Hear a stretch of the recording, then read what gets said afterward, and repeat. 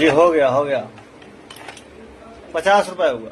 चलो भैया बड़ा काम हो गया, पानी पी लीजिए। अच्छा वो ड्रिल मशीन है क्या आपके पास जिससे दीवार में छेद किया जाता है? ड्रिल मशीन है अभी।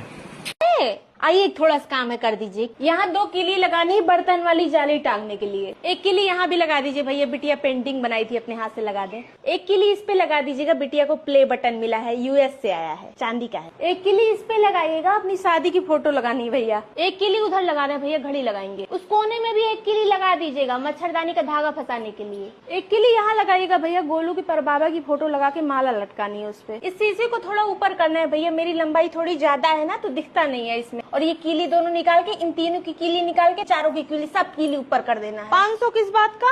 50 रुपए स्विच का हुआ है, 50 और ले लीजिए। कीली तो ठुकवाई है। बताते तुम खुद ही लगा लेते।